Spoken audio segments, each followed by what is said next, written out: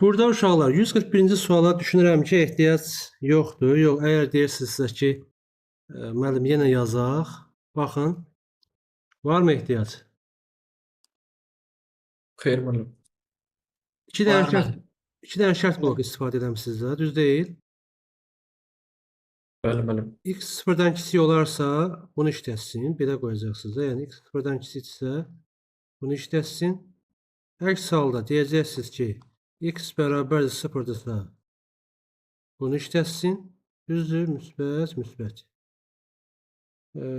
Bu da değilsə, zaten budur da. Yəni burada qeyri-adi bir şey yoxdur. Sıfırdan kiçik deyil, sıfıra bərabər deyil. Demək ki, yerdə qalan bir dənə şərt var. O da x-in sıfırdan böyük olan halı. Keçək o zaman 142-ci suala. Uşaqlar, 142-ci sualda və eyni zamanda bu tipdə başqa suallar qarşımıza çıxacaq. Orada da həmçinin. Bizə lazımdır ki, buradakı məntiqi anlayaq. Deməli, daxil edilmiş m sayda ədədin, yəni m sayda ədəd daxil edəcəyik. Məsələn, bu tərəfdən fikirləşəndə bu 5 ola bilər, 3 ola bilər, 20 ola bilər, fərqi yoxdur. Həmin bu ədədlər içərisində, daha doğrusu ədədlərin cəmini tapaq. 20 dənədirsə, 20 dənə daxil etdiyim ədədin cəmini tapacağım. 5 dənədirsə, 5 dənə daxil etdiyim ədədin cəmini tapmalıyam. Deməli, mən başda deməliyəm bu proqrama, ey proqram, mən bax, sənə 5 dənə ədəd daxil edəcəm, ha. 5 dənə ədədin daxil olunması üçün dövrü dolayısıyla 5 dəfə çalışdıracağım da, düzdürmü? Baxın, burada yazıram. Bu proqramda keçid aldıq, flow algoritmə gəldik. Əslində bu məntiqdən istifadə edib fərqli misallar yazmışıq. Elə ən bəsti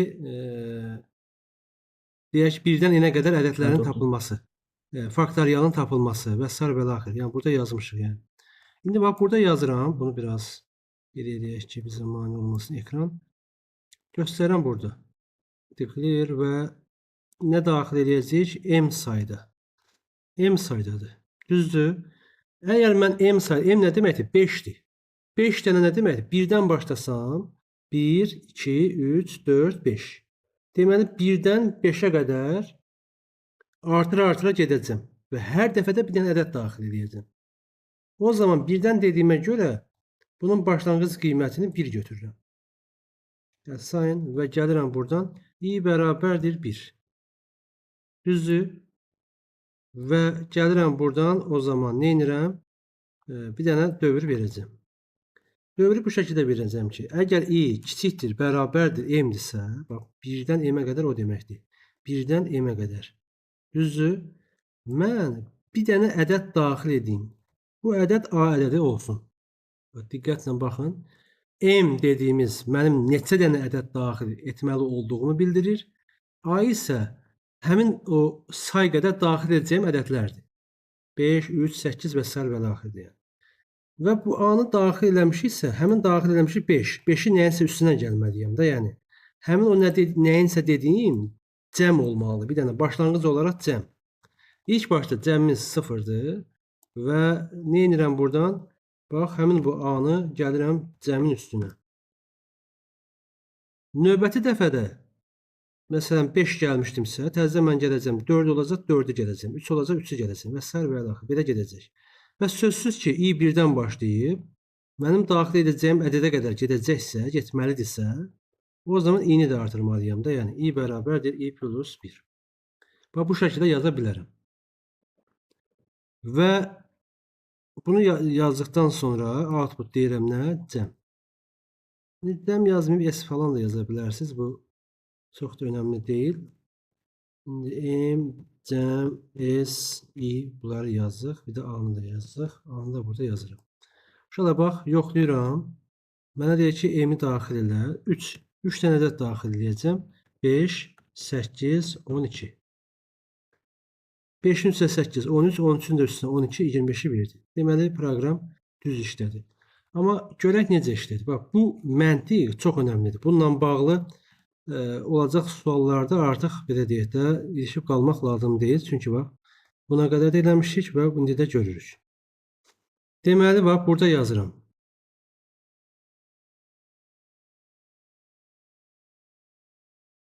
Bunu biraz kisildək. Bu arada yeni gələn kimdir? Mehmet buradasan, tamam.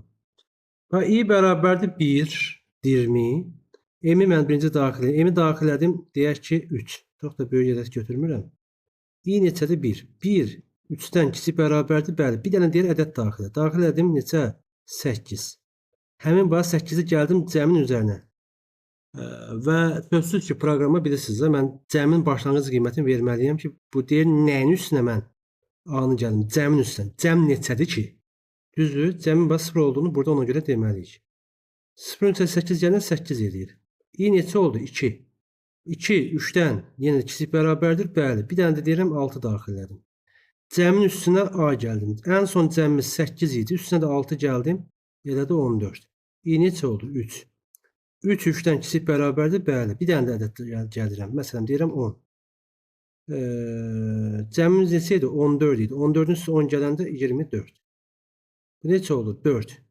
Buradan təzədən gəlirəm burada, yəni. 4 3-dən kiçik bərabərdir? Yox. Dövr bitdi. O zaman outputda nə verdi? Ekrana nə verdi? Cəmin. Cəmin də qiyməti nə oldu? 24. 24 nə deməkdir? Mənim daxil etdiyim ədədlərin cəmi deməkdir. Aydındır? Bu tip suallarda məsələn belə bir şey deyə bilər. I-nin ən son aldığı qiymət neçədir? Burada görürsünüz ki, I 3 olanda işləyir, yəni. Artıq 4. Yəni I-nin ən son aldığı qiymət burada deyək şərtin pozulduğu andakı qiymətidir də, yəni. I deməli 4 olacaq ki, bu 1 artıb deyə 4 deyirəm, amma bəlkə də 2 arta bilər, 3 arta bilər, yəni. Ona görə deyirik son qiymət 4. İndi bizdən cəmi soruşur, cəm də burada 24-ü aldıq. Bu bir variant. Bir də digər variantda deyəcəm sizə. O da belə deyək ki, yəni söhbət buradakı aralığı verə bilməkdən gedir. Həmin o aralığı sizə düzgün şəkildə çatdıraq. Gəldim bura. Bunu save edirəm. Ctrl S dedik. Ara. Alqoritmlər online və gəlirəm bura 5-ci gün.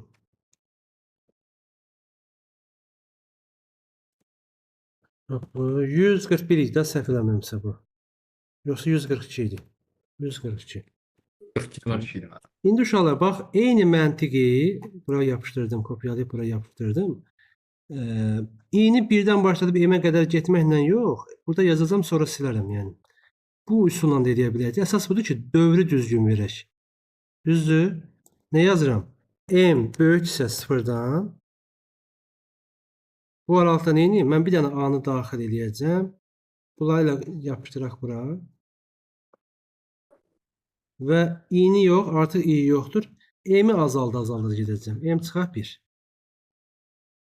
Düzdür? Bax, bunu bax bu şəkildə yaza bilərik. İndi bax bunu mən silirəm. İndi daha aydın olacaq yəqin ki. Bir də artıq i-ni silirəm. Bax, belə də yaza bilərsiniz. M nə zaman dövr nə zaman bitəcək? M 0 olanda 1 azalacağına görə 0 olacaq yəni. O zaman dövr bitəcək. 0-a qədər neçə hal var? Məsələn, M-i mən 5 daxil etmişəm. 5, 4, 3, 2, 1. Düzdür? Yenə də 5 dəfə işləyəcək də, yəni.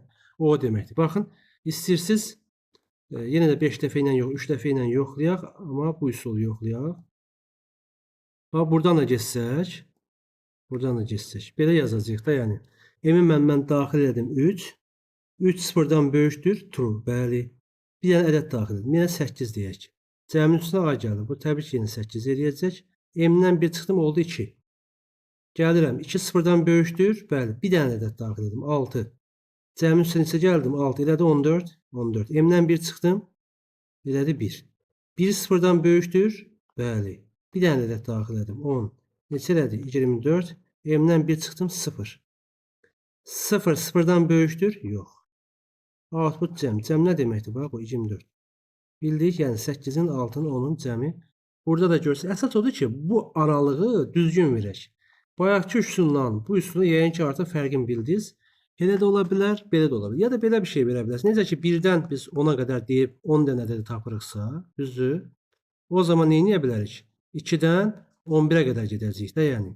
5-dən 14-ə qədər qoyub yenə də o aralığı verə bilərik. Bu, baxsaz görəcəksiniz ki, sadəcə bu prinsip etibarıyla 1-dən başladırıq ya da 0-dan başlada bilərik. Hə, belə də edə bilərik. Məsələn, 1-dən 10-a qədəri belə yaza bilərik. 0-dan 9-a qədər.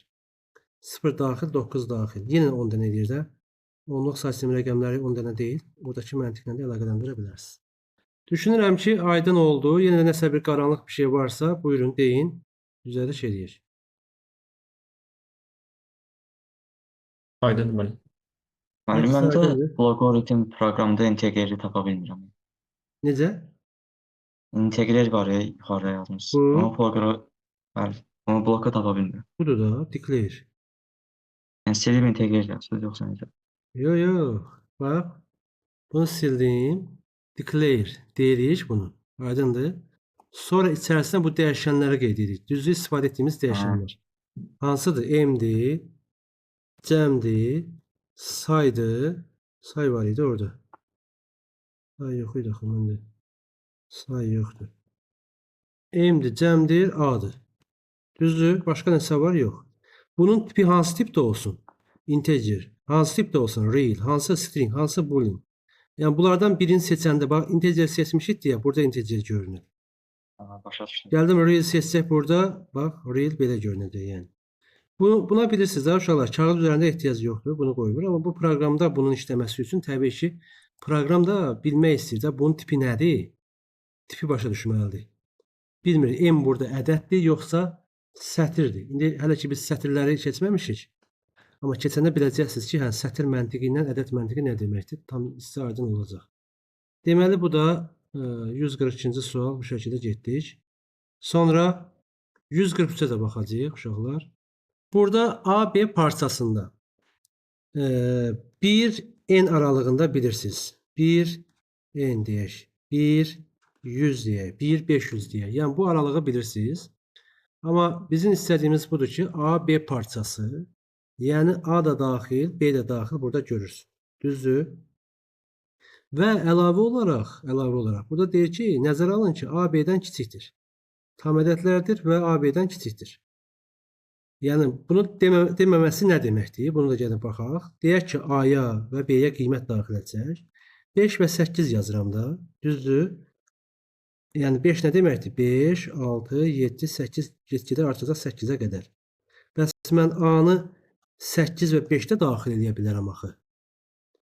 O zaman burada necə deyəcək? Əgər mən A-nı hər dəfə bir vahid artıracamsa, nətər deyə bilərəm? 8-dən başlasın, bir arta getsin 5-ə çatsın. Belə bir şey olmaz axı, düzdür? Mümkün deyil. Hə, yəni azala gedib 5-ə çata bilər də. O problemi hələlik o problemi deyək də, yəni yaşamayasınız deyə bu şərt burada var. Hə, gələcəkdə artıq 5-8 yazsaq da, 8-5 yazsaq da, yəni 5-dən 8-ə qədər getsin, ona irəlidə baxarıq inşallah. Hə, indi onu nəzərə alıb bax burada yazırıq. Deməli bir dənə A-nı daxil edirik, bir dənə B-ni daxil edirik. Təbii ki, declare-i bura qoyuruq və A-nı yazdım, B-ni yazdım. Bu aralıqda while deyəcəm. Nə qədər ki A kiçikdir, bərabərdir B-dirsə, mən nəyə tapacam? Cəmi tapacam. Düzdür? Artıq cəmi ilə S olaraq da yaza bilərik də. Artıq yəqin ki bildiniz nə deməkdir. S yazdım və burada da nə edirəm yoldaşlar? S bərabərdir A plus B. Düz yazdım.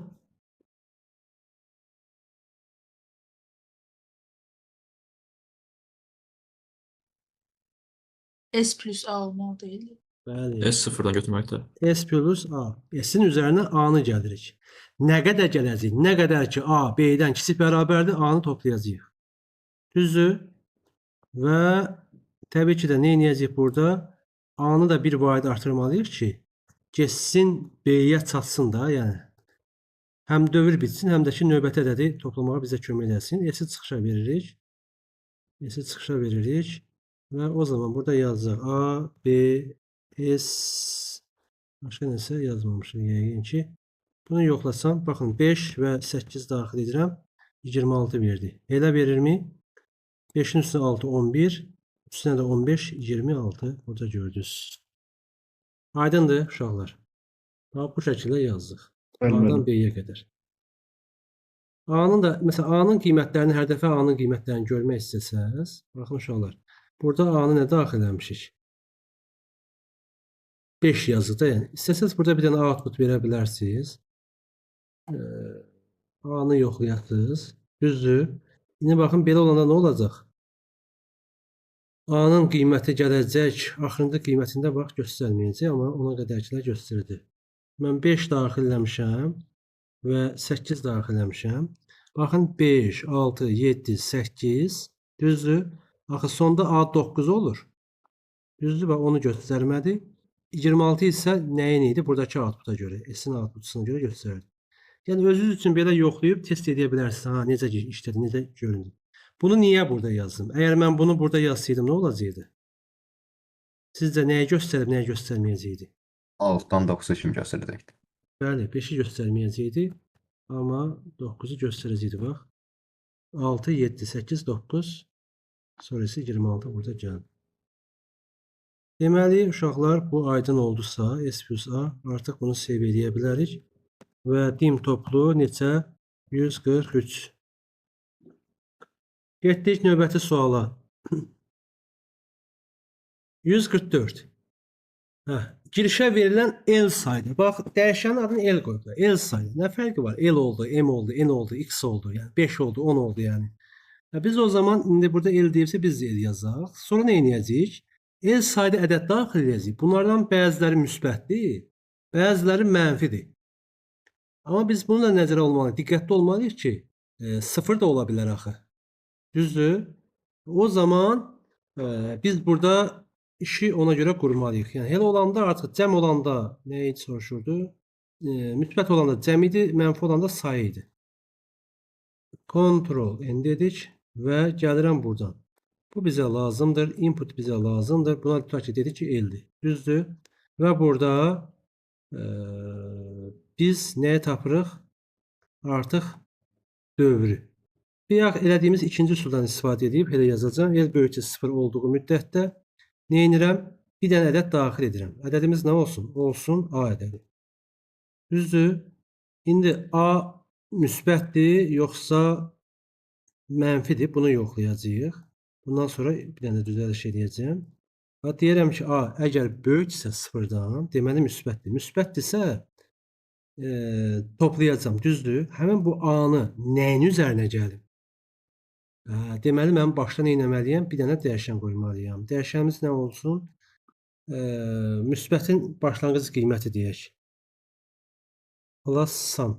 Müsbətin başlanğıc qiyməti 0 olsun və eyni zamanda mənfinin də başlanğıc qiyməti 0 olsun. Düzdür? Mənfinin sayını müsbətin cəminin, yəni başlanğıc qiymətindən söhbət gedir. Bunu yazdıqsa, gəlirəm buradan, uşaqlar, A 0-dan böyükdürsə o zaman bu artsın. Ctrl V plus A qədər artsın. Yox, gəldim məhz bunu mən götürürəmsə, əks halı deyə bilərəm, say artsın. Bəli. Deyə bilərəm. Axı 0-a bərabər olmalıdır. Bəs mən A-nı 0 versəm, mənfilərin sayı artmayacaq. Müəllim 0 axı mənfi ədəddir. 0 mənfi ədəddir. Bəli. 0. Bəli. Deyil. 0 mənfi ədəddir. İlk dəfədir səndən eşidirəm bunu. Niyə ki? Mən mənfi ədəd bilirdim müəllim. 0 mənfi ilə müsbətin arasında deyil. Amma müəllim tam ədəddir, heç səs olub bəli. Hə. İndi baxın uşaqlar, bax burada iki variant işlədə bilərsiniz. Birinci belə qoya bilərsiniz. A böyük bərabərdir 0. Onsuz da bizdən cəmi soruşduğuna görə, düzdür? Müsbətin üzərinə yenə 0 gəlsək, yenə nəticə etibarı ilə cəm dəyişməyəcək də, düzdürmü? Hə, belə məsələdən nətər deyim, yırta bilərsiniz. Amma bayaqki variantla eləmək istəsək, 0-da da mənfilərin sayını artıracaq, mənfidə də mənfilərin sayını artıracaq. O zaman yekun nəticə düz gəlməyəcək. Yəni mən 0 daxil edəcəm, mənfinin sayını niyə artsın ki? Odur ki, bax burada belə yazmağımız məncə daha doğru olar. Bax, sırf müsbəti, sırf da mənfini hesablasaq, A 0-dan kiçikdirsə, deməli A mənfidir. O zaman nə olsun? Say artsın. Mənfilərin sayı artsın. Aydındır? Burada isə müsbətlərin cəmi artsın. Bəs A sıfırdan böyük deyilsə, A sıfırdan kiçik də deyilsə, false-da nə olmuş olur? A nədir? Sıfır. A sıfırdır. A-nın sıfır olmağı ilə bağlı bir nəsə deyilir burada? Yox. Bizə lazımdır ki, müsbətlərin cəmi, mənfilərin sayı. Odur ki, bax, bu qola nəsə yazmaq məcburiyyətiniz yoxdur. Amma L sıfırdan böyükdürsə, bayaq yazdığımız üsuldan istifadə edib, nə etməliyik? L-i bir vahid azaltmalıyıq ki, nəhayət sıfır olsun və dövr bitsin. Və gəlirəm buradan həmin bu ifadələri çıxışa verək. Deməli, Windows V. Burada nədir? Birinci müsbətlərin cəmini versin. İkinci isə mənfilərin sayını versin. Olmadı. Windows V deyək. Bunu seçdik. İmkan. Bizə nələr lazımdır? Həmin bu declare gəldik. Ctrl V. Gəldik buradan. Nə oldu? Sonra bunu yazdıq. El yazdıq. Başqa heç nə yazmamışdı yəqin ki. A-nı demədik. Yəni də A-nı əlavə edək, iş bitsin. Buraları yoxlayıram. Deyək ki, 7 dənə ədəd daxil edəcəm. Bu ədədlər hansılardır? 35, 62, mənfi 96, bax 0, 3, mənfi 4 və bir dənə 0. Mənə belə bir nəticə verdi. Dedi ki, mənfilərin sayı 2 dənədir. Həqiqətən bura baxsaz, mənfi 4 ilə mənfi 96 elədir. Müsbətlərin də cəmi 35, neçə edir? 3, 38, 38-in də üstünə 62, 100 burada görmüş oluruq. Aydındır uşaqlar. Bax, bu vəziyyətdə yoxladıq. Yenə biz dövrü təyin elədik. Dövrü təyin edəndən sonra A-nı yoxladıq. Müsbətdirsə bu, mənfidirsə bu, əks halda ehtiyac yoxdur. Ctrl S deyə bilərik. Neçənci sual idi? 144 idi bu. Bəli.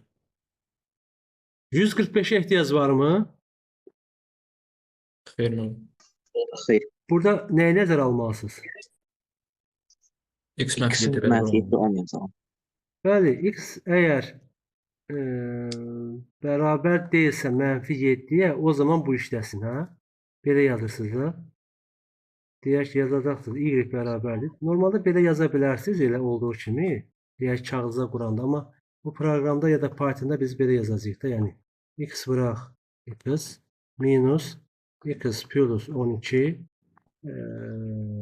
bölək X plus 7 buna bölürük və minus 2. Bu da düzbucaqlığın içərisində olacaq. Sonra da Y-i çapa verəcəksiniz. Burada isə müsbətdə budur, mənfidə isə heç nə eləmirsiniz. Vəssalam, son bu şəkildə bitirəcək. Belə də yaza bilərsiniz. Elə birbaşa X-i nəzərdə alınıb, elə X plus 7. X plus 7 özü bərabər deyilsə 0-a. Bu da ola bilər. Yəni 0 deyilsə məxrəc, o zaman bu işləyəcək. 146-da isə daha incə bir məqam var. Nədir o məqam? X 5-dən böyük 5-dən olmalı. kiçik olmaz.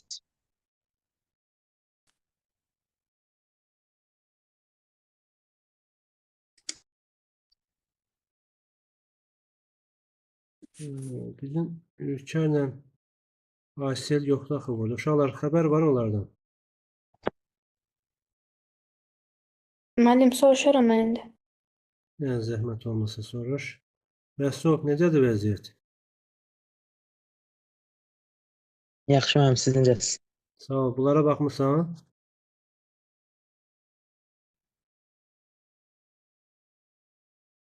Baxmısan bu misallara? Bəli müəllim, sizə CD flash kartda var, gələn dəfə göstərərəm.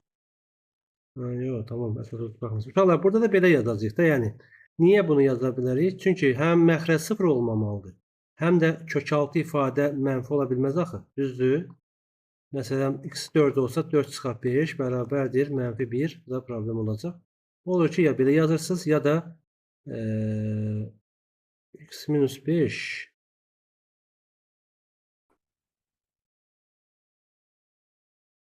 böyükdür 0-dan. Niyə belə yazım mən? Böyükdür 0-dan. X böyükdür 5 yaza bilərik. Düzdür? Yəni 5 də ola bilməzdir. Ya da x böyük bərabərdir 6 bu şəkildə yaza bilərik ki, 6 və 6-dan sonra qiymətləri ala bilər. Odur ki, baxmayaq 146 keçdik. 147 iki müxtəlif tam ədədi müqayisə edib kiçiyinin 2 misli ilə uşaqlar A ilə B-nin müqayisəsini çox eləmişik. Bilirsiniz. Ona görə bunu yazmağa ehtiyacı yoxdur. Keçək 148-ə baxaq. 148-ə girişə verilən 3 müxtəlif tam ədəddən böyük olanı çıxışa verən alqoritmin blok sxemi qurun. Yəni mən 3 dənə ədəd daxil edəcəm. 2, 8, 7. Ekrana çıxmalıdır ki 8. Yəni böyük olur. Harda gəlməyindən asılı olmayaraq. Biri A-dır, biri B-dir, biri C-dir. Biz bunu necə qura bilərik? Baxın, getdik. 100 C-dir bax. Bu yəni C verəmiş. Müəllim, Ölkənlə Ayşənin gedən yeri var. Elə, hə. Salamat olsunlar. Deməli, buradan A-nı daxillədik, buradan B-ni daxillədik, buradan C-ni daxil edirəm. Sənə də təşəkkürlər. B-ni daxillədik və nə elədik? C-ni daxillədik. Baxın, 3 dənə ədəd daxil edirik. Düzdür? Və mən yoxlayıram ki, if verirəm də, burada dövrə ehtiyac yoxdur. Yəni. Deyirəm ki, A B-dən böyükdürsə, A B-dən böyüksə deyə bilərəm ən böyük A-dır. Xeyr. O zaman Çünki nə C-də etməliyəm? var. Bəli. Bir Bir də dənə nə şərt yazacağam? A da C-dən A böyüksə deyə böyükdürsə. bilərəm. Bəli. A B-dən də böyüksə, C-dən də böyüksə ən böyük A-dır. Yəni, bunu yaz.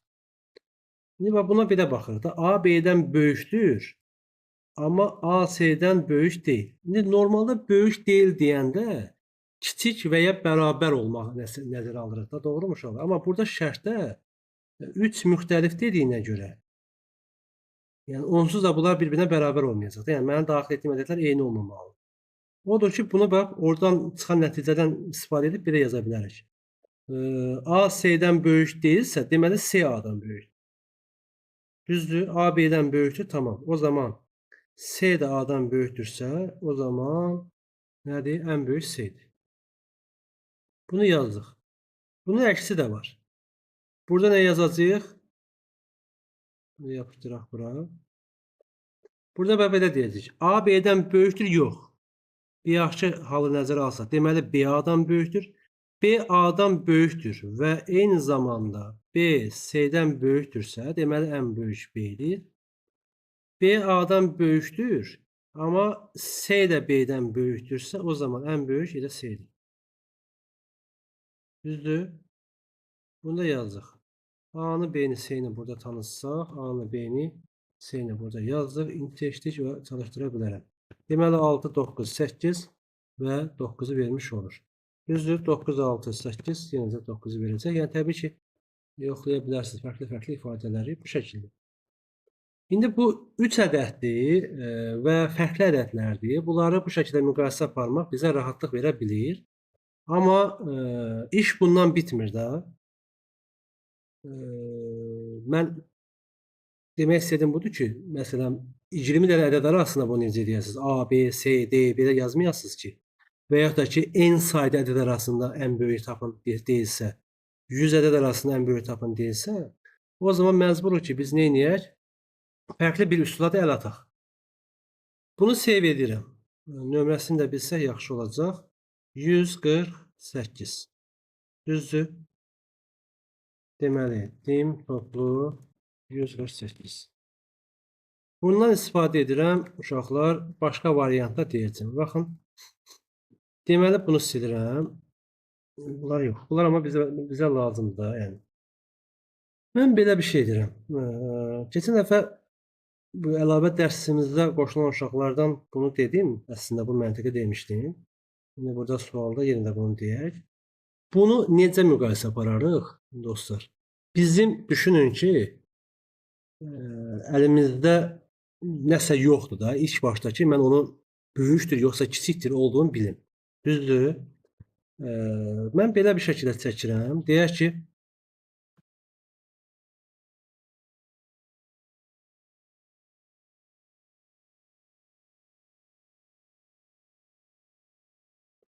mənə tapşırılıb ki, 3 nəfər arasından ən hündür olanı tap.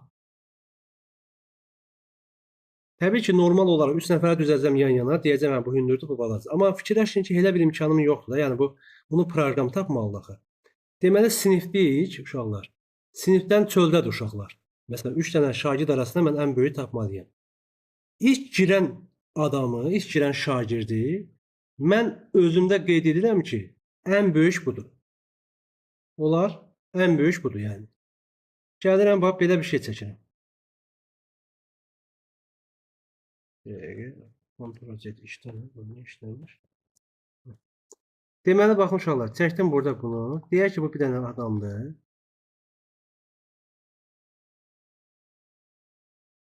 Çox möhtəşəm əl qabiliyyətim olduğuna görə belə çəkdim. Mənə görə ən böyük ədəd budur və buna belə bir şey yazıram ki, bu olacaq A deyək ki, A. Və özümdə qeyd edirəm ki, maksimum həmin bax bu A-dır. İlk içəri, yəni qapıdan birini gördüm, dedim ki, ən hündür budur. Sonra növbəti gəlir içəri. Oradan yola salıblar, otağa gəldi. Baxıram, bundan bunu müqayisə aparıram.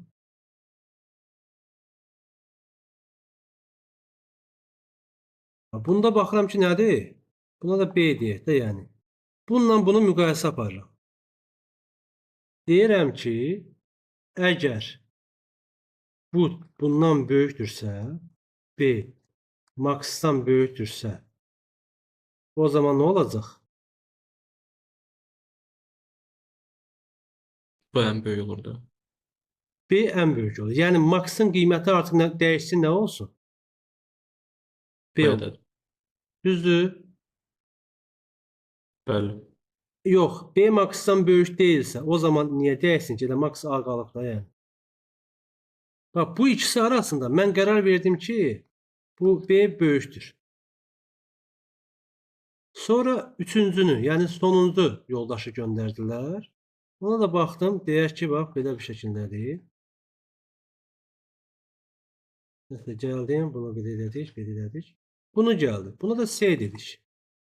Təzədən mən artıq bunların arasında qərar vermişəm ki, bu ikisindən B böyük. Yəni maksın qiyməti bax budur. Maks budur artıq. Ən hündür budur. Sonra C ilə müqayisə aparıram da. Təzədən gələcəm, deyəcəm ki, bu C böyükdürmü maksdan? Əgər C maksdan böyük olacaqsa, olacaqsa, nə olacaq? Təsəvvürən bu daha böyükdür. Bax, bir dənə böyük götürsəydim bunu. Dəyişəcəkdi də. İndi böyük götürmədim. Bilərəkdən böyük götürmədim ki, hamısı dəyişən olmasın. C maksdan böyük olacaqsa, o zaman maksın qiyməti dəyişib nə olacaqdı? C. Düzdür? Əks halda ehtiyac yox idi və buradan gəlib bu şəkildə deyəcəyik. Və yekun olaraq nəyə çıxardacaqdıq ekrana?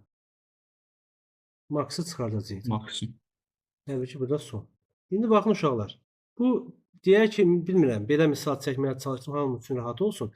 3 nəfər boya görə dəyişmək istəyir. İndi ədəd də, yəni həmin o deyək ki, ədədin qiyməti dəyişdikcə, təbii ki, böyüklüyü də dəyişir də, yəni böyüdükcə daha doğrusu.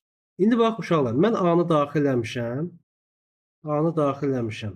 A-dır, B-dir, C-dir. A-nı daxil eləmişəm. 3, B-ni daxil eləmişəm. 7, C-ni daxil eləmişəm. 6. Yoxlayıram. Deyirəm ki, maks nəyə bərabərdir? Maks 3-ə bərabərdir. B maksdan böyükdürmü? 7 böyükdürmü 3-dən? Bəli. O zaman maks neçə oldu? 7. Təzədən gəlirəm bura. Artıq bununla müqayisə aparsın. İndi bundan bunu müqayisə aparmalıyım. Deyirəm C böyükdürmü maksdan? Yəni 6 7-dən böyükdürmü? Xeyr, 6 7-dən böyük deyil. Buradan gəldi, düşdü bura. Maks da nədir? Elə 7-dir də. Düzdür? Və bir də nümunə çəkək. Bu nümunəni çəkək. Deyək ki, A-nın qiymətini daxil eləmişəm 8, B-nin qiymətini 6, C-nin də qiymətini 3. Olsun bu şəkildə. Maks A neçədir? 8. Deyirəm B böyükdürmü maksdan? 6 böyükdürmü 8-dən? Xeyr. Düşdü bura. Maksın qiyməti dəyişib yox. Maks elə 8-liyində qalıb. Sonra deyirəm C 3 böyükdürmü 8-dən? Yenə də xeyr. Maks neçə idi? 8 idi. Elə 8 olaraq da ekranda qalır. Aydındır uşaqlar. Yəni bunu nəyə görə deyirəm? Yəni ki, bir yaxda dedim, başa düşdük ki, n sayda ifadələrdə bax bu məntiqi tətbiq edəcəyik yəni. N sayda ədəddən ən böyüyünü tapanlar. Odur ki, bax burada yaza bilərik. Max bərabərdir. A-nı burada yazdıq və while-dan istifadə edirik. While deyirəm. If-dən istifadə edirik. Deyirəm ki, əgər B böyüksə Max-dan, o zaman nə olsun? Max bərabərdir B olsun. Max bərabər B olsun. Başqa nə edəcəyik? Ctrl-C. Təzədən bax burada. Bunu tapandan sonra bununla yoxlayacaq. C böyükdürsə Max-dan, o zaman Max bərabərdir C. Yəni böyükdürsə dəyişəcək də. Böyük deyilsə niyə dəyişsin ki? Yəni və burada da təbii ki, outputda da nəyə veririk? Max-ı vermiş olduq. Vəssalam. A-nın, B-ni, C-ni necə? Bunu en ədədli versiyası necə olur bəs? Hə, indi qarşıda o tipdə məsələyə baxacağıq. Azacıq səbirli olun. Ona baxacağıq. Yaxşı. Ctrl-S bu neçədir? Bunun nömrəsini deyin.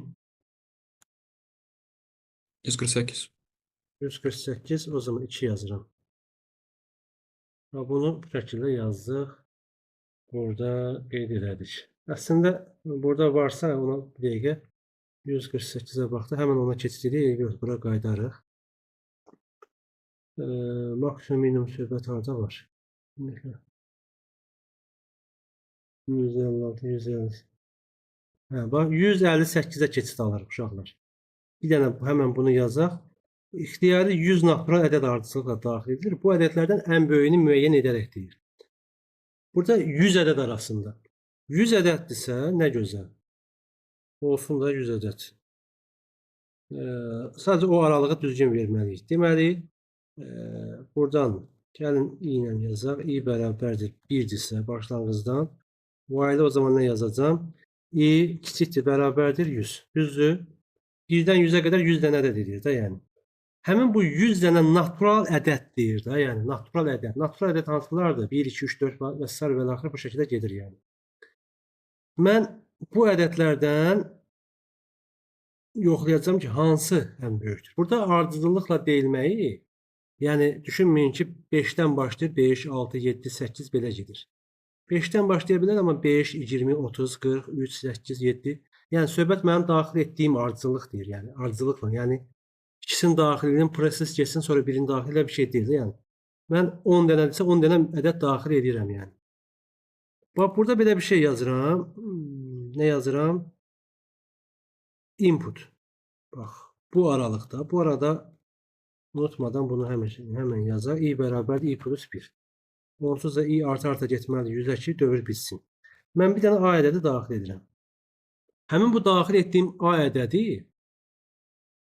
mən nə ilənsə müqayisə aparmalıyam axı. Bu bir yax 3 dənə idi də, düzdür? Birini götürmüşdüm. İndi mən A-nı daxil elədim.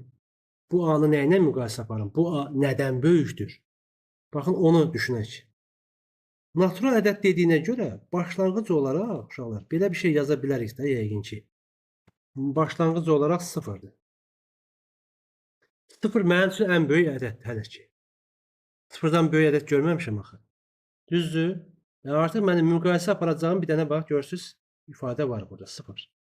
A-nı daxil edib yoxlayıram. Əgər həmin bu A böyükdürsə Max-dan, o zaman nə olur? Max bərabərdir A-ya. Hayır. Düzdür? Evet. Baxın 5 daxil edəcəm. 5 0-dan böyükdür, bəli, max oldu 5. Gələn dəfə 8 daxil edəcəm. 8 5-dən böyükdür, max olacaq 5. Gələn dəfə 3 daxil edəcəm. 3 8-dən böyükdür, yox. Düzdür? Bu nə zaman? Bax bu qədər. I kiçik bərabər 100-dən i də bir-bir artır ki, həmin o dövrə quraq yoxlamış olaq. İndi bax burada mən max'ı çapa verirəm. Max'ı çapa verirəm və bir də burada gəlirəm, nəyə yazıram? Max. Sonra A, sonra i. Başqa nə var idi? I max A. İndi 100 dənə ədəd çox olar. Yəni elə bir vaxtımız yoxdur. Gəlin deyək ki, bax 10 dənə ədəd daxil edək. Bunu yoxlayaq. 10 dənə ədəd arasından. 95, 63, 25, 14, 8, 9, 7, 2, 5, 4. Uşaqlar işlədimi? İşlədi. 95 mən ən böyük daxil etdiyim ədəd oldu. Düzdür? Burada problem var, yoxdur. O zaman bunu yazaq. Deyək ki, baxın uşaqlar, mən bunu save elədim. Natural ədəd dediyinə görə hamısı sıfırdan böyük qiymətlər daxil elədim və gördüyünüz kimi məsələ də düzgün qaydada işlədi. Söhbət gedir 158-dən. Amma uşaqlar, bir dənə nüans var burada. Mənə sual verilə bilər ki, mənfilər arasında ən böyük tapın. Daxil etdiyim bütün ədədlər mənfidir. O zaman onların arasında ən böyük olan hansıdır? Onda maksimum -1 götürərik və maksimum müqayisə edirik də -1 ilə hamısını. -1 götürsək bəs nətər olacaq? Yəni bütün ədədlər mənfi olsun, yoxsa bəziləri müsbət olsun, bəziləri mənfi bütün olsun? ədədlər mənfi. -1 götürsək, axı deyəcəm -5 -1-dən böyükdür, yox. Düzdür? Bəli.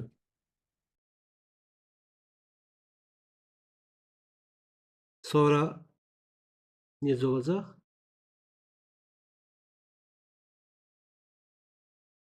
Bəs o tipdən yanaşanda, indi bir dənə belə bir məsələni artırım.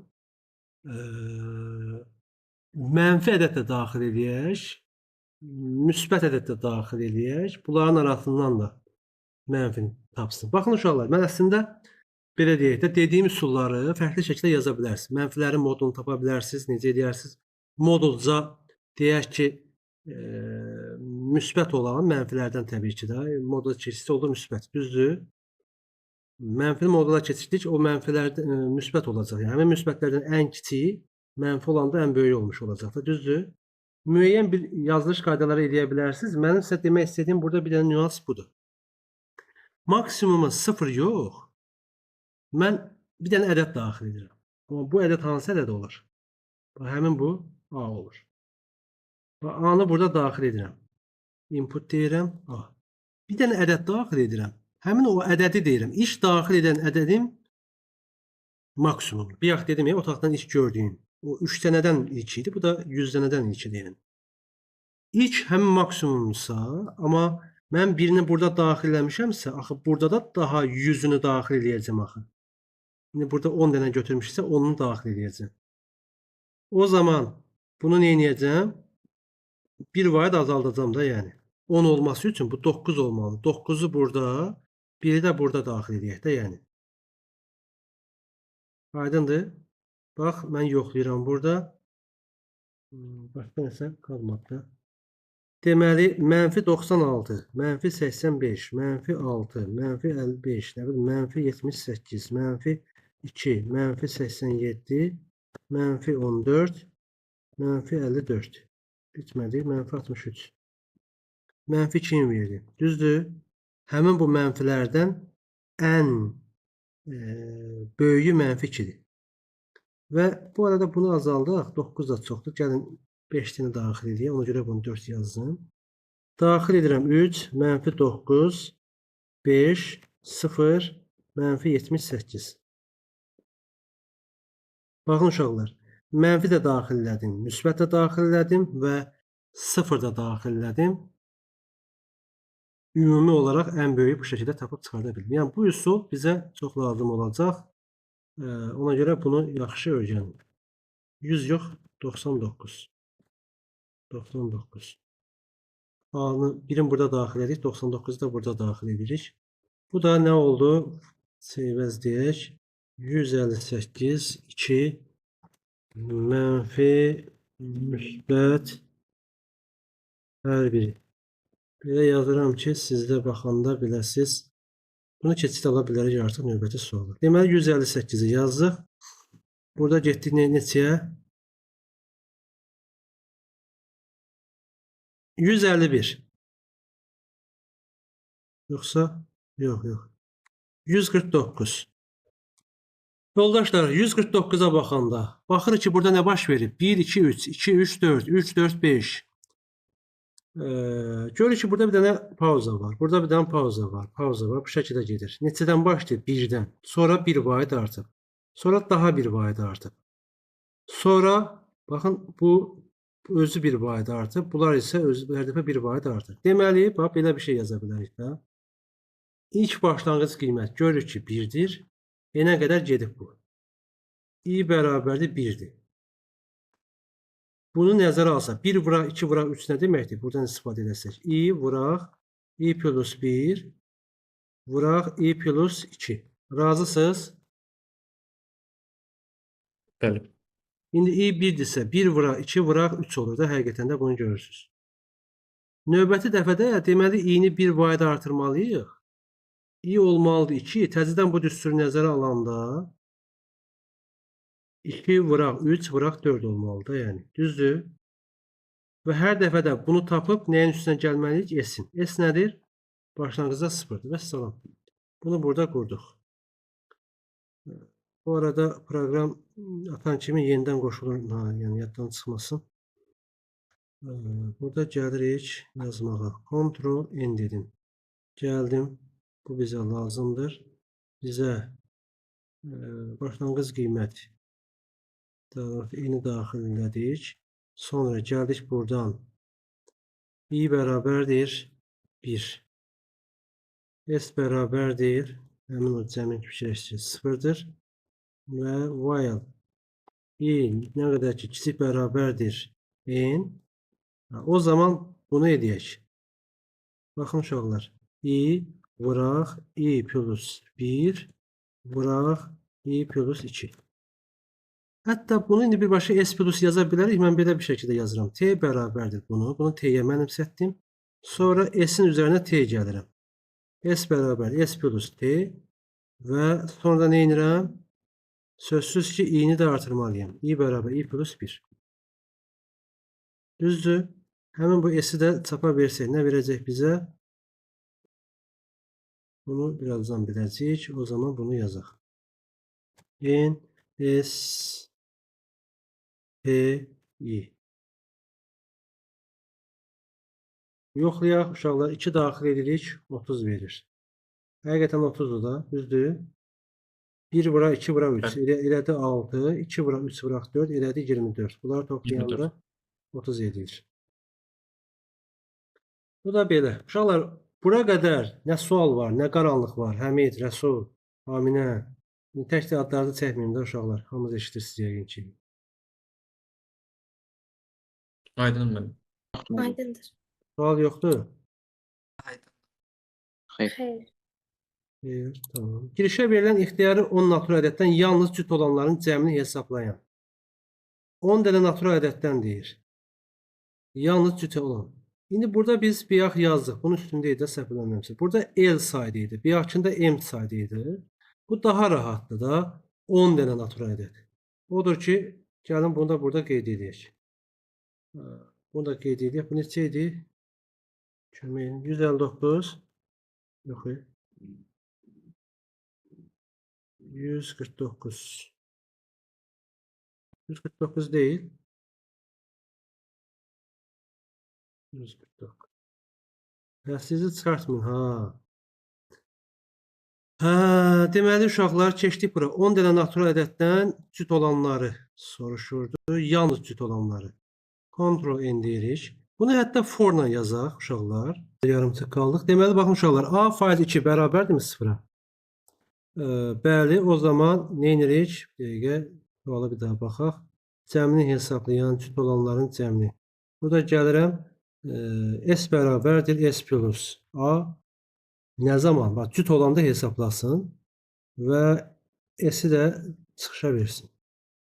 O zaman S-in başlanğıc qiyməti lazımdırmı? Bəli, burada qeyd etməyimiz lazımdır. S bərabərdir nə? 0. Bu bir cəmdir. A-nı daxillədik. A-nı, S-i və I-ni də burada qeyd edirik. Yoxlasaq, uşaqlar 5, 3, 6, 9, 7, 18, 2, 15 və 7, 13. 26 verdi. Mənə lazım ki, cüt olanları tapsın, çıxarsın. 6-nın üstünə gəlirik 18, 24. 24-ün də üstünə nə gəlirik? 2, 26. Burada gördüyünüz kimi cavab 26-nı vermiş oldu. Bu da bu şəkildə. İndi uşaqlar, bunu A faiz 2 bərabərdir 0 yox. Belə yaza bilərəm.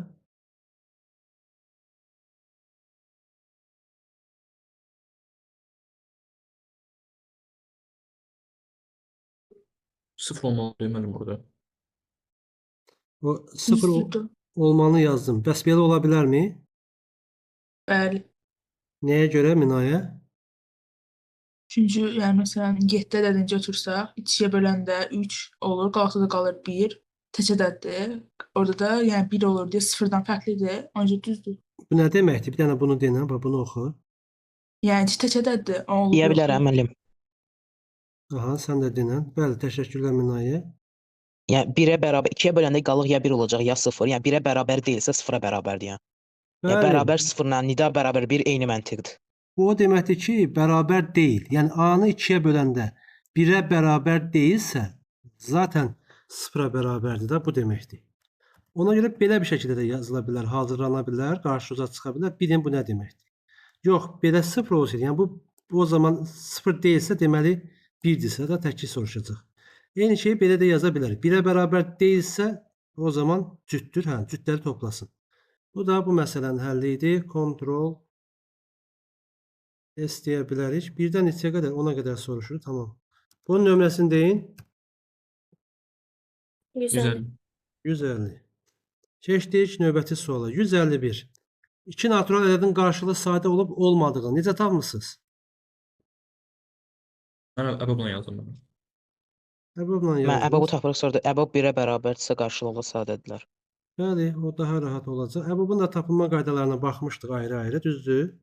İndi birin yazaq. Bunu rahat bilirik. Çıxma qaydasına olanı yazaq. A, B-yə bərabər deyilsə, neyniyək? Bu arada A-nı da, B-ni də burada qeyd edək. Burada bir dənə if veririk də. Yəni A, B-yə bərabər olmadığı müddətdə baxsın. Əgər A, B-dən böyükdürsə, başlasın A-dan B-ni çıxmağa. A çıxaq B. Əks halda isə başlasın B-dən B çıxaq A. A-nı çıxmağa. A ilə B ən sonunda nə olacaq? Bir-birinə bərabər olacaq. Çünki belə şərt vermişik. Nə qədər ki A, B-yə bərabər deyil, düzdür, bu çıxa gedəcək. Sonda A ilə B bərabərdirmi? Hə, onda dövr bitəcək. Deməli, dövrün bitdiyi anda A ilə B-nin qiyməti eyni olacaq. Doğru? A ilə B-nin qiyməti eyni olacağına görə istəyirsiniz əbəb olaraq A-nı qəbul edin, istəyirsiniz B-ni qəbul edin. Fərqi yox. İndi A götürdük, amma o bölmə qaydasında belə bir şey eləmirsiniz. Ha? Yəni A ilə B-nin fərqi olur. Ona görə onu nəzərə almamız lazımdır. İndi burada A, B, əbəb. Baxsaq, biz əbəbı tapırıq. Düzdür? Məsələn, gəldim, nə yazıram mən? 8, 6. Ekrana verməmişəm, amma burada gördük ki, A-nın B-nin son qiyməti 2-dir və əbəbı da 2 verdi. Düzdür? İndi əgər istəsəz ki, birbaşa nəticə çıxsın, o zaman əbəbı burada qeyd edə bilərik. Baxın, 8, 6 səhv yazdım. 8 və 6 yazdım, 2-ni verdi. Burada problem yoxdur. Və eyni zamanda gəlib nə yaza bilərəm? 17 və 19 nəyə verdi? 1-i verdi. Deməli, mən deyə bilərəm ki, 17 ilə 19 qarşılıqlı sadə ədəddir. Bunu riyaziyyatdan bilirik. Və bu zamanda bunların əbəbı 1 verir də, yəni. Ortaq bölənləri var, o da bir dənə 1-dir. Hətta nədir? Ardıcıl ədədlər də nədir? Deyək ki, qarşılıqlı sadə ədədlərdir və bunların da əbəbı təbii ki, 1 vermiş olur. O zaman belə bir şey yazacağıq. Outputda bunu yox, bunu yazacağıq. If əbəb bərabərdirsə 1-dirsə, qarşılıqlı sadə ədəddir. Yəni ekranda indi hə çıxsın, yox çıxsın, bunu yaza bilərsiniz. Bizə bunu yazaq. Bəli. Əks halda yox.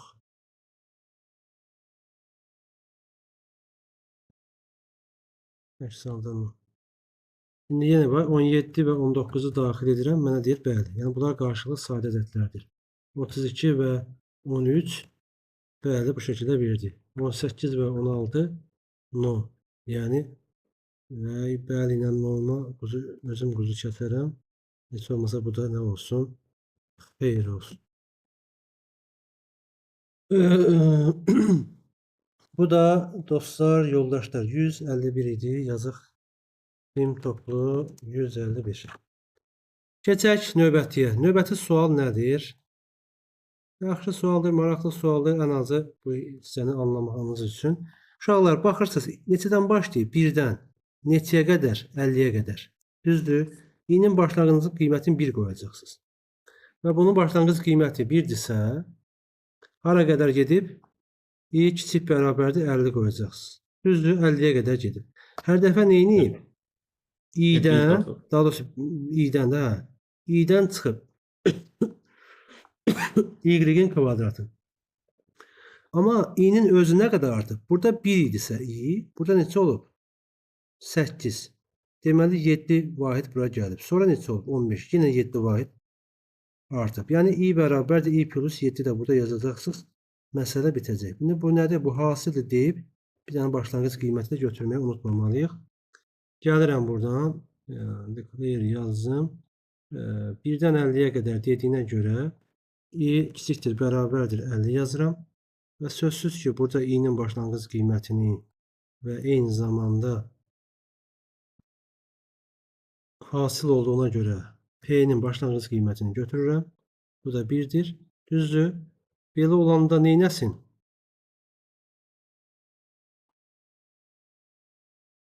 P bərabərdir, siz deyin. P'ni nəyə vururuq? I çıxaq, y kvadratına da, düzdür? Y vuraq y-ə. Sonra da neynəyək?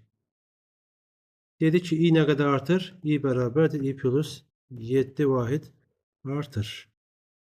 Gəldik i'ni, p'ni yazdıq burada. Y-i də daxil eləməmişik axı. Y-i daxil eləməli, input eləməli y-i. Input y. O zaman burada da neynəyək? Y-i göstərək. İndi y-i mən 2 daxil etsəm belə bir qiymət verəcək. Amma onu da bizim hesablamamız çünki 50-yə qədər gedir də, zülüm olar. Odur ki, biz bir dənə bunu azaldaq. Y kiçik bərabərdir. 2 hissə getməsi üçün 8 yazıram. O zaman yoxlayıram. Y yenə 2 daxil edirəm. -12 verdi. 8 dediyimiz artıq bunu yoxlayacaq. 1 çıxacaqmı y kvadratından? 1 çıxaq 2'nin kvadratı. Y 2 daxillədim. Və düzdür, bıraq 8 çıxaq 2'nin kvadratı. Bu da bərabərdir. -3 bıraq 4. Bu da edir -12. Bu da düzgün işlədi. Gördüyünüz kimi biz də -12 almışdıq. Bu da 152-ci sualın həlli idi. Keçirəm uşaqlar. Deməli, dim toplu 152. Sonra 153'e yayın ki ehtiyac yoxdur. Yazmışsınız da hər halda. Yaza bilməyənlər var.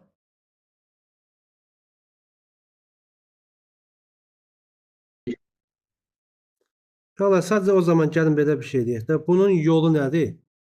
Qiymət 100 olduqda, qiyməti biz daxilləyəcəyik. N kiçikdir 100 olduqda neynəsin?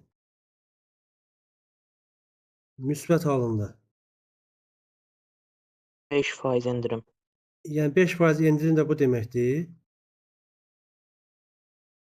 0,95 olsun. Bəli. Bəli. Əgər bu deyilsə, uşaqlar, bax burada mən bunu yazmaqdansa, onsa sizə 100-dən kiçik deyilsə, 200-dən də böyükdürsə, düzdür? Daha doğrusu böyük deyilsə, yəni bu da deyilsə, onsa bu aralıq qalır da, yəni. Düzdür? Odur ki, bu şərti yazmayayım, elə bax üçüncü şərti daha doğrusu yazıram. Əgər n böyükdürsə 200-dən, o zaman müsbət halında neçəyə vururam? 15'ə vururam da, 15%. N vuraq 0,85'ə, düzdür?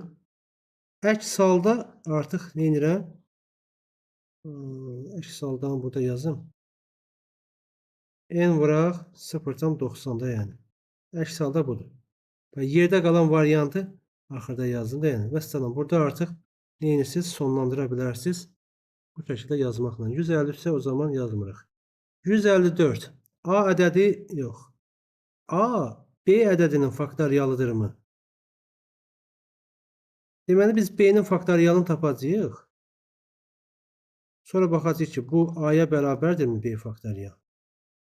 Bu bərabər deyil işarəsi deyil ha. Ondan qarışdırmayın yəni. Bu yəni sadəcə riyazi olaraq faktorial dedim. Buna bərabərdirmi? Faktorialın tapılmasını biz istifadə eləmişik. Fərqli variantlarda. İndi biz faktorialı tapıb neyniyək? A-la müqayisə aparacağıq. Ctrl N deyirəm. Deməli bir dənə mən B ədədi daxil edirəm hələ ki. B ədədini daxil eləmişəm və hətta for ilə yazacağam bunu. Burada yazıram nə? Faktorialda nə edirik? Hasilin başlanğıc qiymətini 1 götürürdük. Burada i 1-dən n-ə qədər deyirdik. Düzdür? Və h da bərabərdir. H vuraq i deyirdik. İndi n dediyimiz, burada n deyil də, burada b idi. Və i-ni artırmırıq çünki forun içərisində i artdı, h-ı tapa verə bilərik. Və gəlirəm buradan da bunu yazıram. B, H, I. I yox. B, H, I. Buraları yoxlasaq 5, bəli, 120 edir. İşlədi də, yəni problem yoxdur. 4 yazırıq, 24 edədi. Faktorialı tapdıq. B-nin faktorialını tapdıq. Nə oldu? H. İndi bunu müqayisə aparacağıq da. Yəni bir dənə deməli A-nı da daxil edəcəyik. Burada bir dəqiqə bundan yox input deyirik. A-nı daxil edirik və deyirəm ki, əgər if A B-nin faktorialı nə oldu? H oldu da, düzdür uşaqlar? B-nin faktorialı H-a bərabərdirmi? Bərabərdirsə buna yazırıq. Nə? Yes. Buna yazırıq. No. Məsələn. Daxil edirik. A-nı declare eləməmişik. Gəlirik bura. Müəllim, Bəli. orada niyə A bərabərdir xoş yazdınız? Nə yazın? Başa düşmədim məntiqini. Bax biz bunu tapmalı deyilik. A B-nin faktorialına bərabərdirsə yes çıxacaq da, düzdür? Bəli. Yəni A ədədinin, məsələn A-nı mən 24 daxil eləmişəm. B-ni 4 daxil eləmişəm. Yəni 4 faktorial. 24 4 faktoriala bərabərdirsə yes çıxacaq.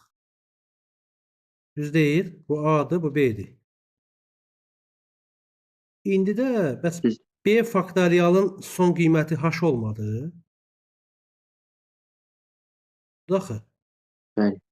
Onunla müqayisə aparıram da, yəni. Yəni B-nin faktorialının nəticəsi H olur. İndi ona görə A-nı H-la müqayisə aparıram. Bildin? Başa düşmədim. İndi bax burada bax yoxlayaq. Deməli mən A-nı 24 daxil etmişəm. B-ni 4 gördük. Həm faktorialı tapdı. Düzdür. Burada H-ı silə bilərsiniz istəsəz ki. Lazım deyilsə sizə birbaşa bir dənə qiymət çıxsın. 25 və 4 daxil etsəm görürsüz burada nə çıxdı yəni. Ya da 720 A-dırsa 6 yazsam yes. Yəni 726 faktoriala bərabərdir. Yəni ona görə yes çıxart yəni. Bu da bu şəkildə. Faktorialın tapılması bax hərlənir fırlanır. Bu kimi misallar hər an qarşınıza gələ bilər. 154 idi bu. Bunu da burada yazıram. Dim toplu 154. Bunu bu şəkildə yazdıq. Sonra uşaqlar 155-ə baxmırıq.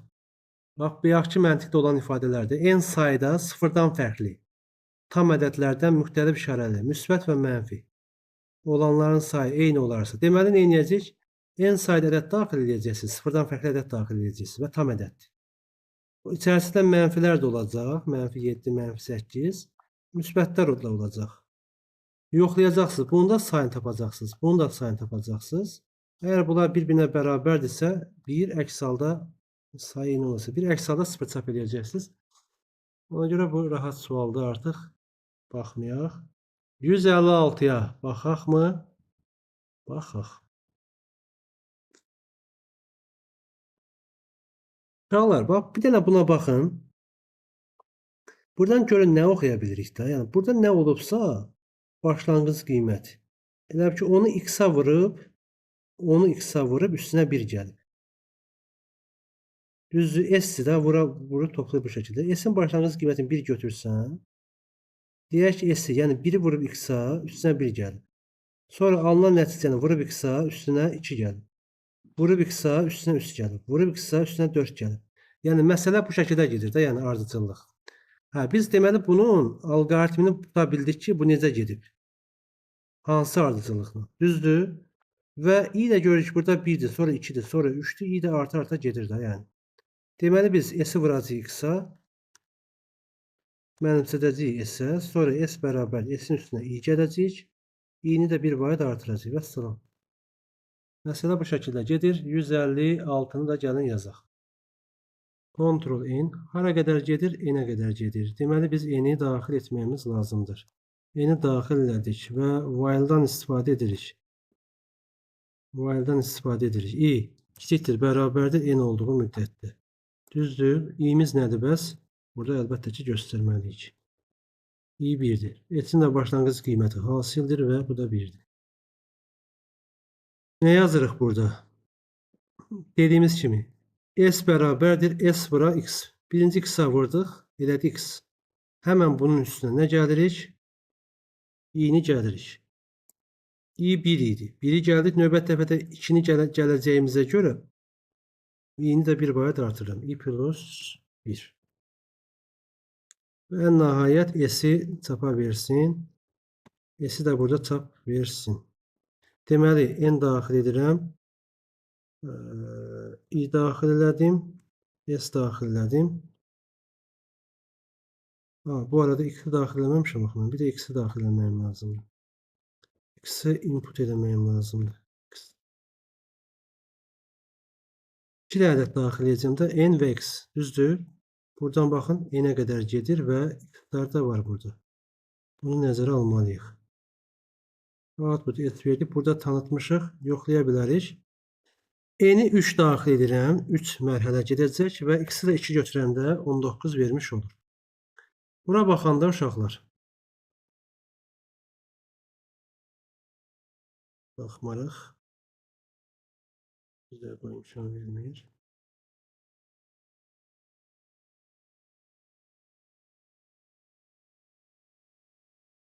Deməli, X-i 2 götürdük. Düzdür? Bura qədər gedəcək də, yəni. X-i 2 götürdük. 2-nin üstünə 1, 3. 3-ü 2-yə vurdıq. 6. 6-nın üstünə 2 gəldik. 8. 8-i vurdıq. 2-yə 16. 16-nın da üstünə 3 gəldik. 19-a. Yəni biz də 19-u aldıq. Aydındır bu da, uşaqlar. Bəli, müəllim, aydındır. Çox gözəl. İndi bunun sonrası var ya. Qarşımızda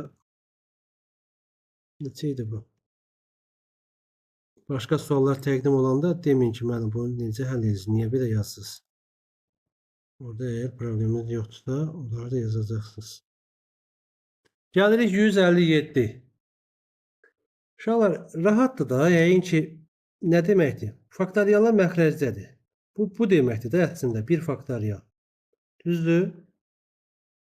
Deməli, biz faktorialı tapacağıq. Biri böləcəyik h-ı. H dediyimiz faktorialdır da, yəni. I artacaq və bu şəkildə. Neçənci sualdır? Bir dənə burada faktorialını işlədik. 154. Gəlin belə bir uğurluq edək. File'dan open'a girdik və gəlirəm 154'ü bunu götürdük. Ctrl-C, Ctrl-N gəlirəm bura. Pəs deyirəm. Və yaxud yazdığımızı buradan artıq yoxlaya bilərik. 2 dənə ədəd yox, bir dənə ədəd daxil edəcəyik. Buna deyə bilərik N. O zaman burada olsun 1-dən N-ə qədər. Faktorialı tapsın. S bərabərdir S plus 1 bölək H. Və sonra məsələ bitdi. Təbii ki, başlanğıc qiyməti də qoymağı unutmuruq. Output'a da S-i göndərmiş oluruq. Burada bir dənə bunu nəzərə alacaqsınız. Bir bölmə var, kəsr deyə var deyə uşaqlar. Int tipində seçsəz nəticəniz düzgün çıxmaya bilər. Ona görə real seçirsiniz ki, o qalığı da götürərsin. Müəllim, bir də sual vermək olar. Bəli. Burada int qədər string bir də boolean deməkdir. Bu true false məsələsidir. Bu string isə sətir söhbətidir. İndi bir az onu deyirəm. Hələ ki biz buna giriş eləməmişik inşallah. Məsələn nə deməkdir? 5 ədəd tipində də ola bilər. 5 sətir tipində də ola bilər. Mətn tipi deyirik də. Yəni necə ki biz salam sözü, hello sözü var, məsələn deyək də, yəni bunu dırnaq arasında yazırıq da, düzdür?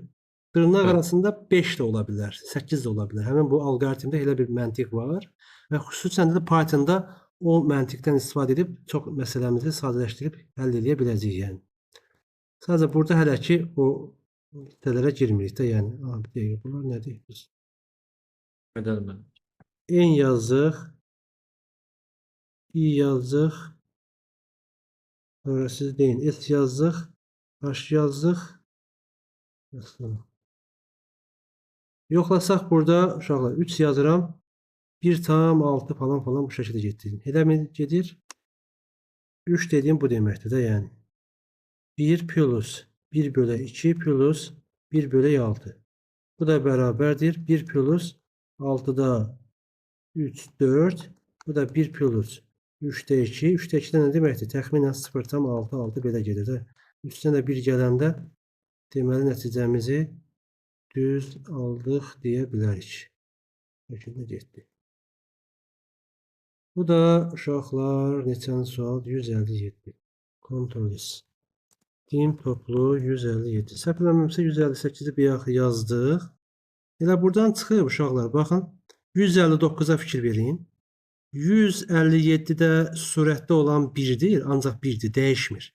Amma burada dəyişir. Düzdür? Yenə də bu deməkdir. X üssü 1 bölü 1 faktorial deməkdir. Vəssalam. İndi bax bunun üzərində düzəliş edəcəyik. Çox sadə bir hissədir. Ctrl-C, Ctrl-N və gəlirəm bura pəs deyirəm. N-i daxilləmişiksə X da daxil edəcəyik. Burada 1 bölək yazırdıqsa, indi nə yazacağıq? X üstü i. Bunu da aid olsun deyə belə yazıram. Hətta mötərizədə. X üstü i-ni bölürük aşağı. Onsuz da i artacağına görə başlanğıcda i 1'dir daha. Düzdür? 1 yazmışıq. 1'dən başlayır. Gələn dəfə i 2 olacaq. Yəni x-in kvadratı olacaq. 3 olacaq. X kubu olacaq. 4 olacaq. X üstü 4 olacaq. H-dakı təbii ki öz ampulasındadır. Yəni bu şəkildə də bu məsələ işləmiş olacaq. Deməli 159'da səhv eləmirəmsə bu. Dim toplu 159. Buralar başa düşdükdə bunu yəqin ki mən belə deyib keçirəm. Sual olan var. Xeyr. Bəli. Tamam, hər şey qaydasındadır. Girişə verilən 10 ədəddən yalnız cütlərin kvadratları cəmi. Ehtiyac var buna. Xeyr müəllim, mən başa düşdüm. Biz 10 ədəddə, bax bir yaxşı dediyimizə aiddir. 10 dənə ədəd daxil edəcəyik. Düzdür, i kiçik bərabərdir 10 söhbəti. Bir dənə a-nı daxil edəcəyik və yalnız cütlərin, cüt olanları neyəcəyik? If-də burada verəcək. A faiz 2 bərabərdirsə 0'dırsa, düzdür, neynəsin? Kvadratların cəmini hesablayan. Bir yax normal cəmini hesablayacaq. İndi kvadratların cəmini hesablayacaqsınız. S bərabərdir. S plus nə? A-nın kvadratı. Təbii ki, S-in də başlanğıc qiyməti 0 qoyacaqsınız. Əks halda ehtiyac yoxdur. Burada bu şəkildə gedəcək. Yuxarıda nədir? 161. Girişə verilən 10 natural ədəddən yalnız tək olan ədədləri tapan. Bu da yenə də 10 natural ədəddir. Təki soruşur. Bunda ki, tək ədədləri tapan və onların cəmini ekrana yazın. Cəmləyəcəksiniz zaman. Bunlar artıq yəqin ki, sizin üçün problem olmayacaq. 162'ye baxırıq.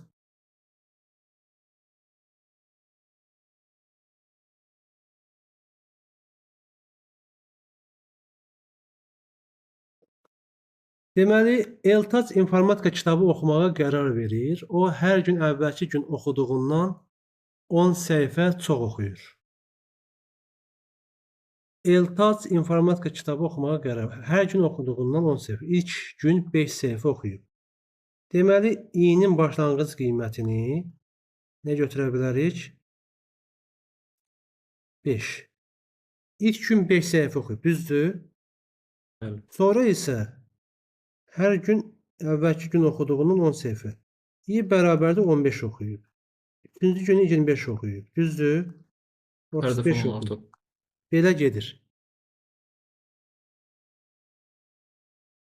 Və 750 səhifədə bu kitabı bitirməsinin neçə gündə olacağını təyin edən alqoritm blok sxemini qurun.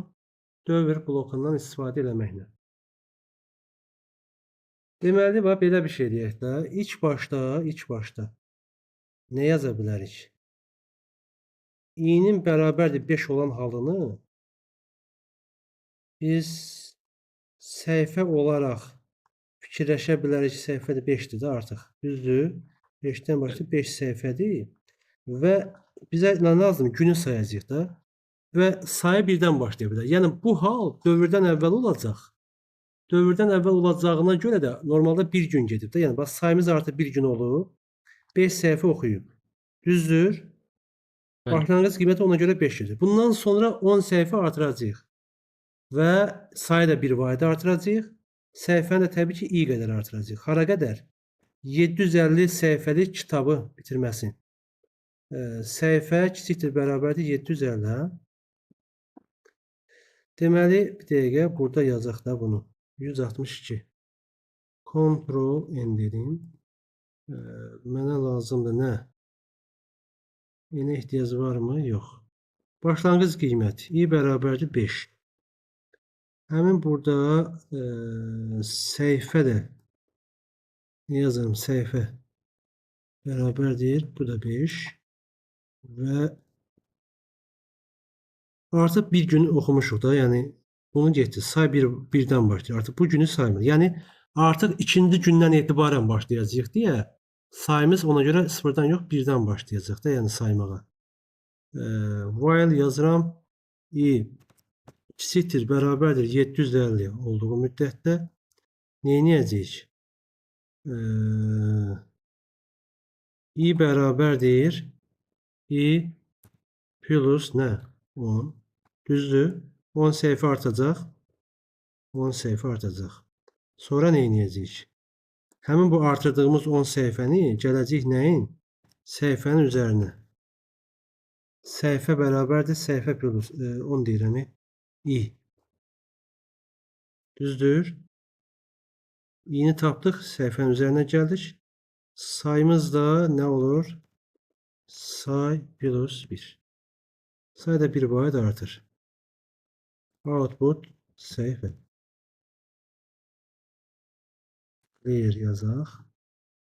Səhifə, say. Sonra nə yazdıq? i yazdıq. S yazmadıq. Başqa nəsə var? Yoxdur da. Deməli, biz output-u say eləməli deyildik. Output-u say deməliyik. Bəli. Say.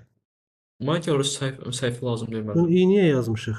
Uşaqlar, səhifə kiçikdirsə 750-dən düzdür 13.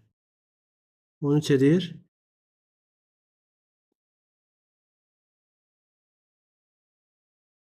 Baxın uşaqlar, deməli belə bir şey deyək də. Bizə nə lazımdır? Biz bunu yazaq.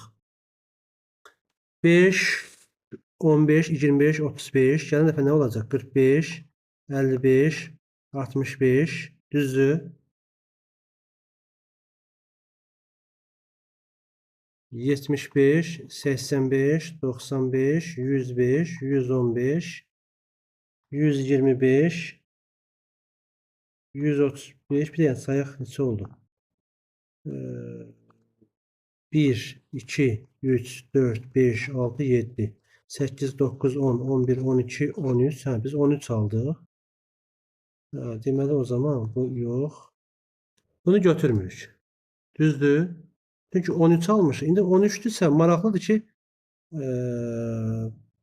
bunların cəmi 750 səhifə necə eləyir? Gəlin bir dənə bunu burada yazaq. Həmin bu ədədi 125 oldu da axırıncı ədədimiz. 5 plus 15 plus nə?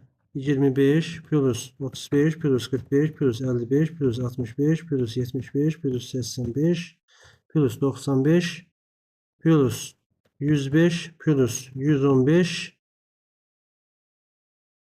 necə dedik? 125 125 və üstə də 125. 125 olanda 845 eləyir.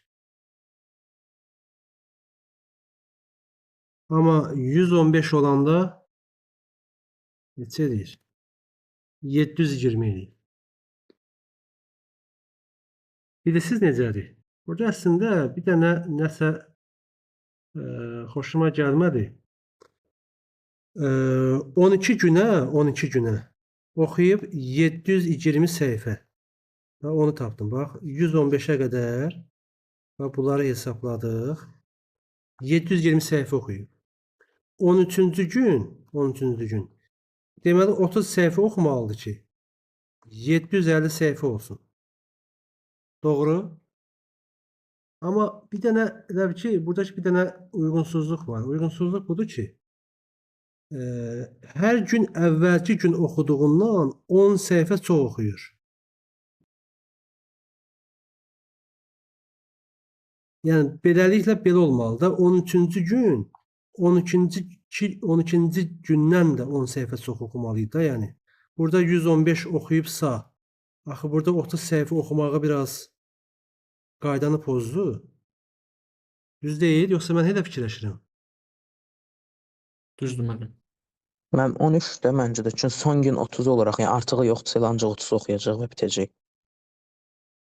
Amma bildimi? Yəni cavabı 13 aldı. Burada da görünür. Məntiqi də o çıxır. Amma bu qayda sanki pozulur da. O zaman hər gün sözünü yığışdırsın da, yəni burada. Onda sual səhv etdim müəllim.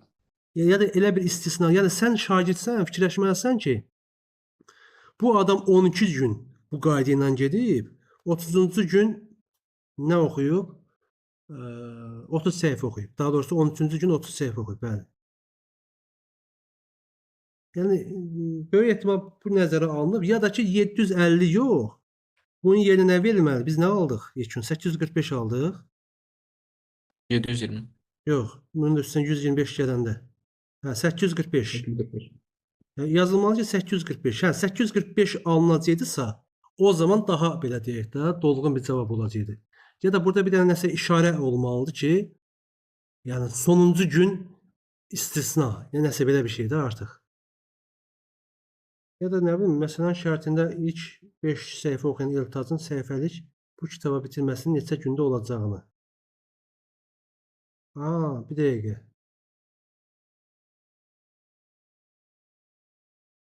13-cü gün bitirir. Bəlkə bunu nəzərə alıblar. 13-cü gündə bitirir də, yəni. Amma bu qayda pozulur da. Yəni bu pozulan budur. Hər gün əvvəlki gündən 10 səhifə çox oxuyur. Tamam, burada düz getdi. 13-cü gündə elə o şərt pozuldu axı, yəni.